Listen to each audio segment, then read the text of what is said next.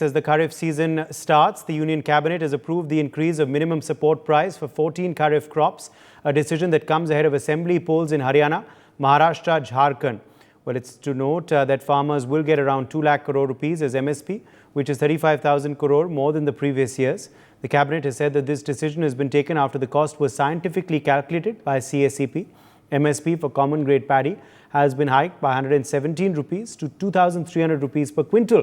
For the A-grade variety, it has been increased to 2,300 rupees per quintal, 20 rupees per quintal rather. Similarly, the price has been increased for other Kharif crops as well. But does MSP alone guarantee improvement in farmers' income is the big question. Joining us at this point is Dr. Jayajit Bhattacharya, President, CDEPR. We also have Indrashekhar Singh, Agriculture Policy Analyst, joining us live. Sanjay Nath Singh, President and Secretary General AIFA, is live with us. MJ Khan, Chairman of ICFA, is also joining us live. Sanjay Nath Singh, let me begin with you first. Your first reaction to this decision taken by the Union government, taken by the Cabinet very soon after the NDA government's return to power. What is the messaging here, and what are the implications of this decision for farmers on ground? Well, it's too soon to say what will be the implication for the farmers on ground as of now. But definitely it's a welcome decision in terms of the overall direction that's coming through this MSP increase is that we have had a shortfall in terms of oilseeds and edible oil production, and it definitely gives a boost to the chances of producing more of oilseeds and sesame, because that's the maximum increase that you see over there. So it's a kind of incentive for the farmers to go into that area. Similarly, for other crops as well, it's there. That is number one. Number two, overall, I feel that while this is in the right direction, but looking in terms of the calculation by CACP in terms of the family labor cost, that's very, very minimal. Now, how do you expect a farmer to sustain that kind of costing, which comes to almost 15 to 20,000 rupees for a season, say in paddy? How do you expect a farmer to sustain that kind of cost? So that is my first reaction on this. And there is something that needs to be done in terms of the calculations done by CACP before they submitted to the cabinet for approval of the MSP. Definitely, it's good. It's a good decision in terms of increasing the MSP for this season, and I think the directions are also being set. Now, I feel even for rice, for paddy, I think the MSP is not very substantial, or it's almost not there, because probably government doesn't want production of paddy and to move out they want the farmers to move out from a water-intensive agriculture. Now, that also I'm not very much in favor, because all said and done, we have achieved some kind of brand for our paddy in terms of basmati, which is grown now world over. It's a brand which is well recognized and people want it. So this is something which we need to answer and we need to look at.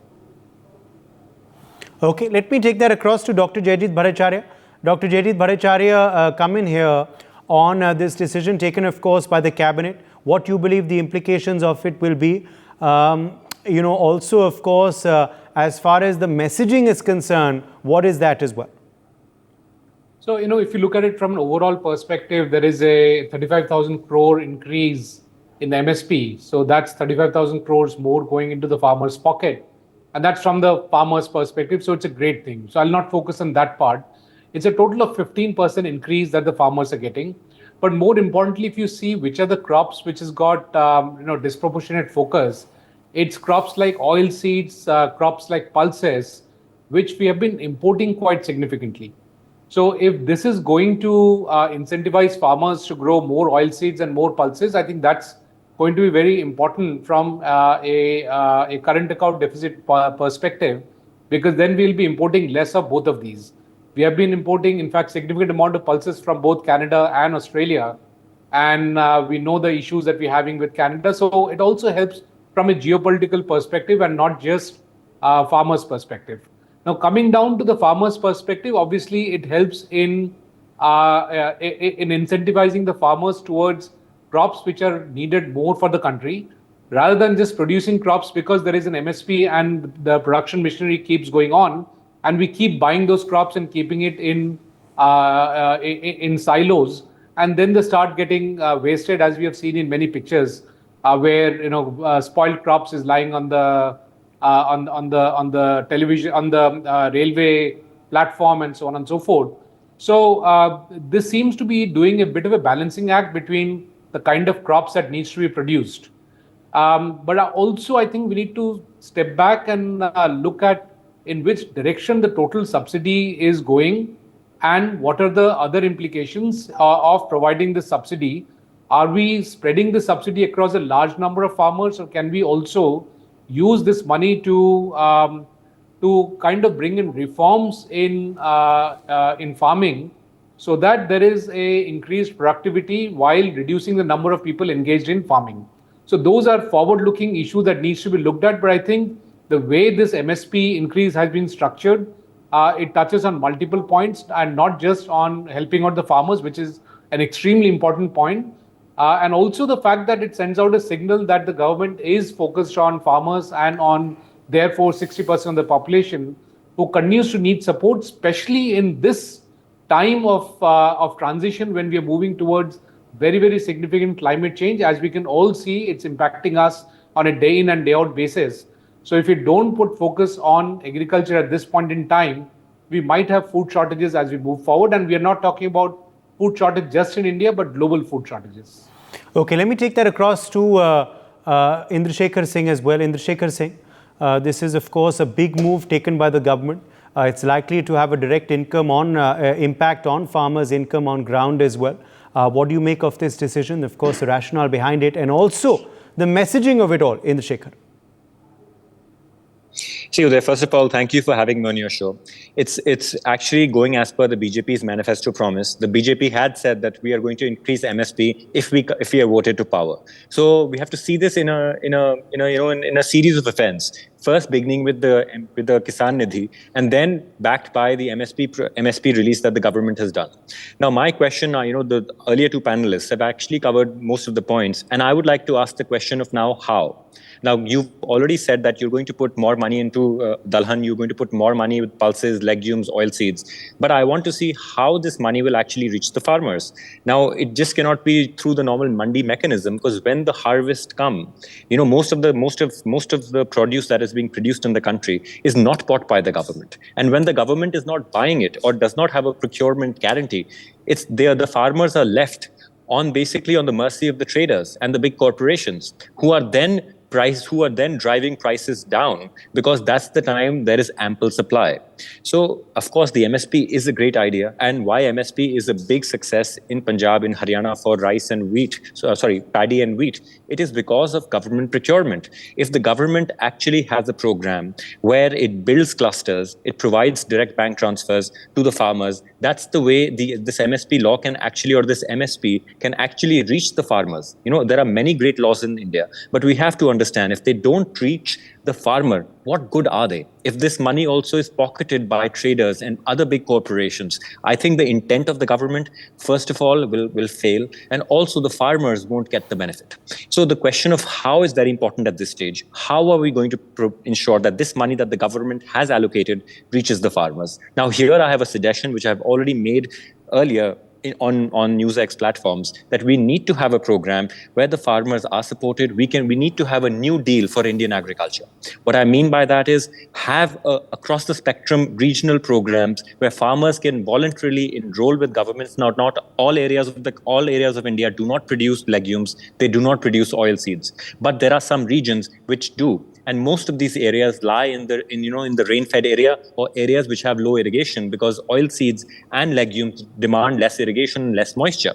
So can we identify these areas which are rain-fed areas, provide the subsidies and direct bank transfers with procurement guarantees, so that the government is killing two birds with one stone. First, it's helping the most marginal farmers in the country. Second, it's ensuring that there is very, very good transparency and the money is not lost or given out to traders and other people. I think we need to really have a new deal for Indian agriculture, which is depending on voluntary programs and government-backed procurement. The government can act as a procuring agent for only a month or two, and once the prices stabilize, it can open that the commodities it has to the open market, which NAFED and other government agencies have done already.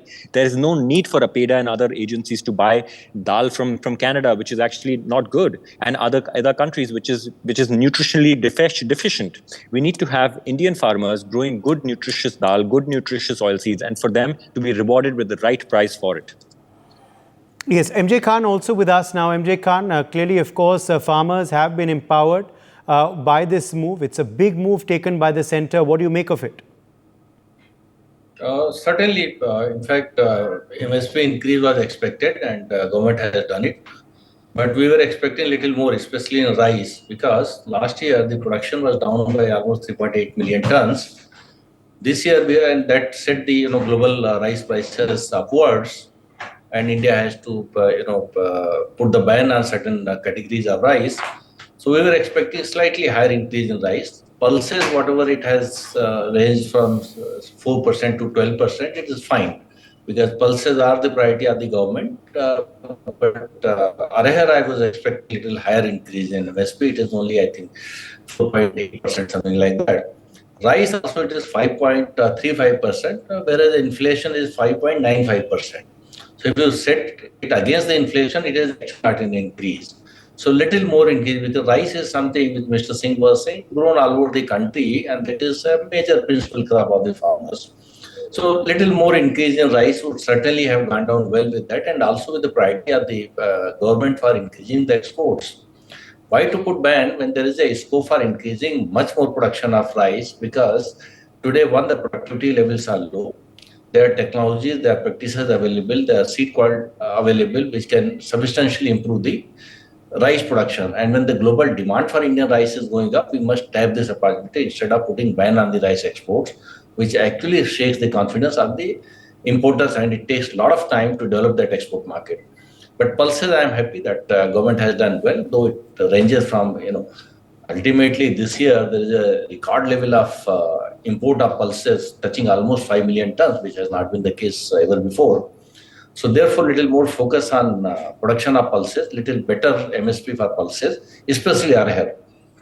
And now it is time that we must identify the lands in Africa where Indian farmers will be willing, Indian companies will be willing to take up the production on a long-term contract basis. Even African farmers were willing. In fact, when the message was sent out to Africa a few years back that Indian government is willing to buy the pulses, when they grew it and Indian production went up, so we didn't buy them. So there was a loss of confidence.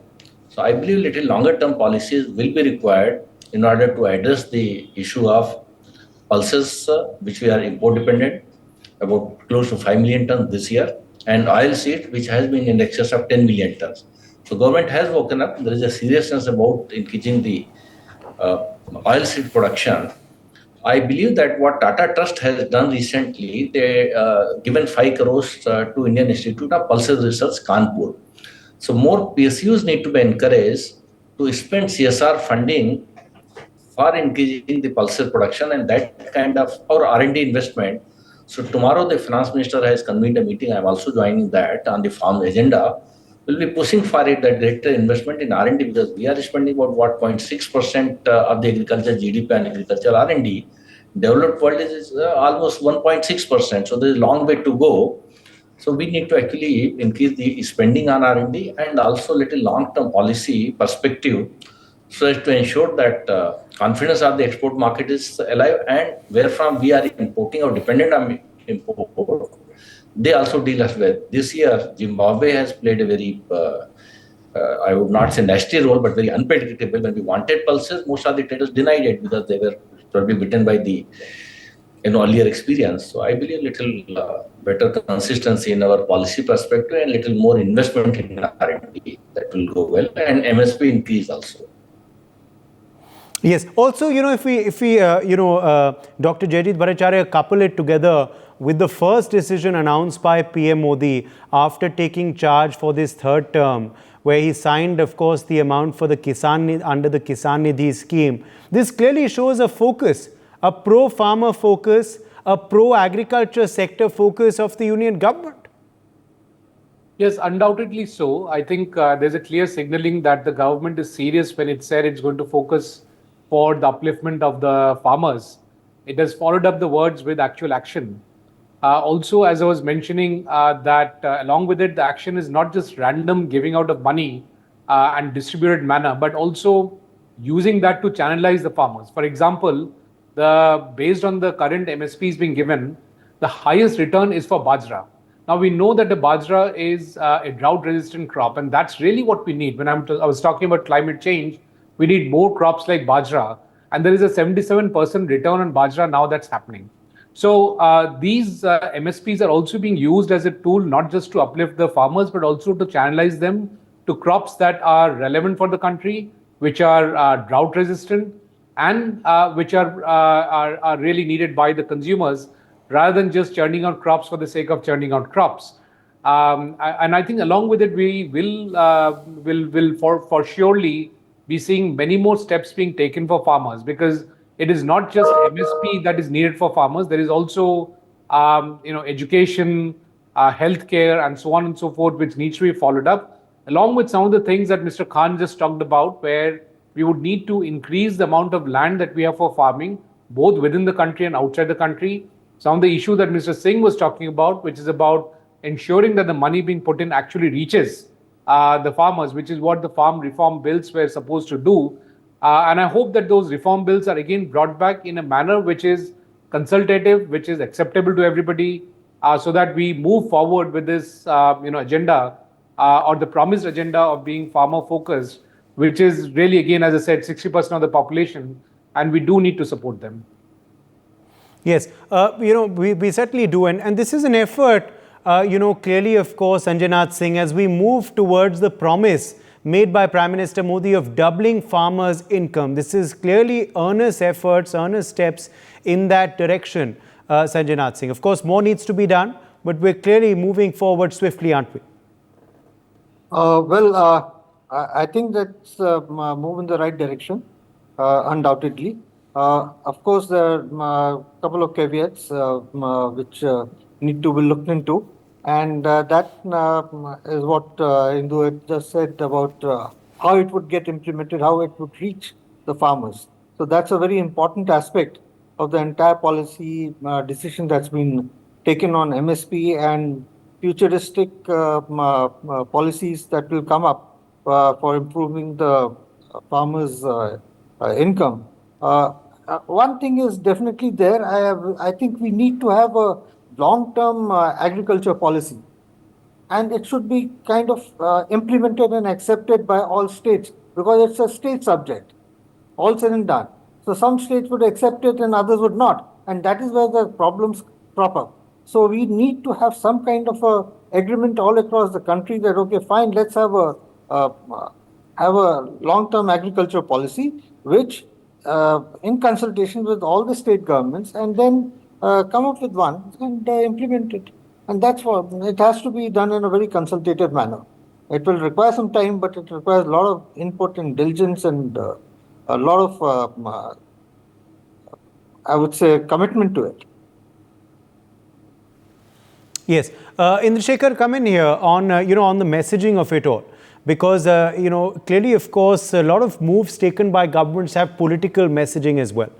From the first file cleared by PM Modi to, of course, this first big decision taken in one of the very first few cabinet meetings by NDA 3.0, the messaging of it all is very clear that this is a government, farmers, the andatas of the country. It is very serious about, finally effecting that promise of doubling farmers' income. What further is needed now, Indrashekhar, and are we taking steps in the right direction already from the moment go of this government?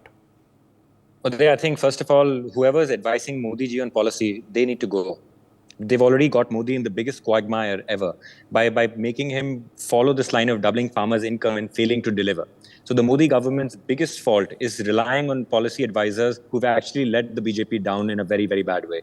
They've had the biggest agricultural disaster. So the first step is Modi to take control of agricultural policy thinking himself and get advisors who are more allied to national interests and not to private interests. We've already seen how private interests have run the Modi government into a very big agricultural problem. Now here I would like to build upon what Khan Saab said, which is investment in R&D. I will talk about a simple basmati variety called 2111, which was developed by the government system and the Indian agricultural systems. Now, that variety got so popular that it gave so much return back to not just farmers, but also to the Indian government and to our export numbers. Why is the government systematically reducing public investment in research and development for Indian agricultural institutes? There are private industries that are waiting to salvage, and these are foreign national companies that are waiting to salvage and to tear apart all our agricultural systems. We should totally resist that. If Modi actually says that India first, we should get the foreign corporations out of Indian agricultural thinking. We should be thinking of a nationalistic policy, which is actually farmer first and actually then leans upon heavily on our PSU systems. Why is India becoming like Russia, the fall of the USSR? Why are we becoming like that, where we are just like saying, hey, there is an auction on, you can come here, buy all our agricultural institutes, buy all our seed institutes, and take it away for pennies.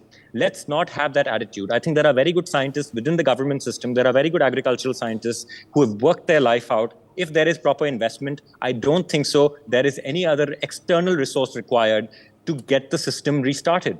I think I still have a lot of faith in our scientific systems and in our public systems. If the government really re-engineers towards it and not go for private capital only, which is right now the current trend, the government will avoid another disaster and also at the same time, make Indians and farmers feel proud, not just of the country, but also of the right policy thinking that Modi can implement in his third term. MJ As Khan, for the messaging, of course, MJ Khan, come in here. Of course, for the messaging. Yes, very quickly, Indrashekhar, yes. Please complete Indrashekhar, and then I'll get an MJ Khan. So I'm saying the messaging this time, what Modi is saying, he's actually doing. For the first two times, what he said, he did not do. And this is only because of bad policy advice from a bunch of people. There's no point naming them. We all know who they are. But this time, Modi can actually... Well, at the end of the day, the jury is out on the farm laws. Many do believe that perhaps it should have been better explained to farmers. The intention was correct. The intention was noble. So, of course, that can be a separate debate. But coming back across to MJ Khan, come in here on, on the further steps that are needed now, the follow-up steps that are needed from these moves that have already been announced by the government. The messaging is very good, says Indrashekhar Singh. We need to do more, no doubt. What should be done further? And do you believe this is really now, obviously a government that is delivering already on its manifesto promises, but specifically for the agriculture sector and the farmer sector, where there were a lot of attempts to mislead on their intentions as well through the elections, some of them which may have succeeded in Western Uttar Pradesh and Haryana and Punjab? You see, starting with the farm laws, I must say these are very good laws, very good acts that would have really given the right direction, which is we need great value addition, we need investment in the post-production, we need better infrastructure. So private sector participation would have gone a big way in changing the condition of the agriculture, especially the post-harvest side, and creating value. Major part of that even farmers would have got. But unfortunately, there was less bad in provisions, more in process. Consultation was done with the trade chambers and not with the farmers' organizations. So therefore, anyway, that is the history. We can circulate, the government can circulate farm laws to the states. Let the states adopt that till the time that bigger political move can be taken, which is last time we mentioned that if agriculture can be brought under the concurrent list of constitution, then many things will be possible. Today there is a difficulty, one state may accept, the other may not. Even central laws, because agriculture is a state subject, so there is a difficulty. So one, if you are talking about post-production gamut of activities, surely bringing this subject under concurrent list will go a long way. If not, then probably consultation process and circulating the model laws to the states for them to adopt. So this is one. But more important is that we are all realizing that how climate change and its impact is going to affect the global food security and also the national food security. So therefore, climate resilient agriculture system, lot more investment in the R&D is required and lot more global collaborations are required, because we don't have to reinvent the wheel. If somewhere the researches are proven good, I think we only need to, put to our conditions. So this is second part of it. Millets move is the right move because India is self-sufficient in food grain production, so even African countries. But we are grossly undernourished. About 21% of the population is undernourished. So nutritional security is very, very important. So pulses is one way, millets are there. So I think both these segments need a lot of thrust to ensure the nutritional security of the country is maintained. Lastly, the use of digital technologies, very important. Last time again mentioned, India has taken a lead. I think more we need to build on that in order to create the synergy, and we create efficiency in the agriculture operations so that cost can be brought down and exports can go up. This year there is a decline from $53 billion the agriculture exports. We have come down to 45. Honorable Prime Minister had given a call in the second inning that we need to take it to $100 billion. So I think a lot more efforts are required in that, bringing out the cost of cultivation, improving the quality and efficiency of farming system will be very critical, but not before addressing in a serious manner the challenge of the climate change. Okay, well, let's leave it at that. My thanks to all of our guests for joining us on this discussion. For more such videos, subscribe to the NewsX YouTube channel, hit the bell icon.